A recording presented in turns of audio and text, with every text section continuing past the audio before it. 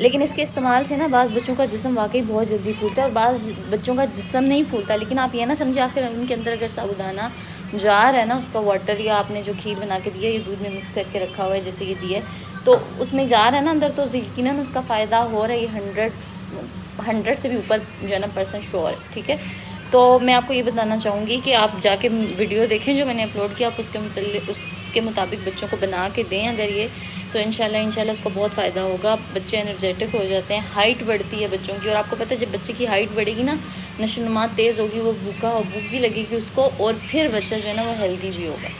लेकिन अगर आप मतलब, और इससे स्टमक भी बेहतर होगा, फिर वो खाना पीना, और उसके साथ साथ और बाकी चीज़ें भी करें ना। अब ये देखिए मैंने आलू भी बॉईल करके रखा है, साथ ही मैं अंडा बॉईल करके दूंगी। मतलब इस तरीके से आप बच्चों की डाइट जो है ना प्रॉपर बैलेंस करके रखें। ठीक है, तो फिर बच्चा 100% बच्चों का वेट गेन होगा इंशाल्लाह।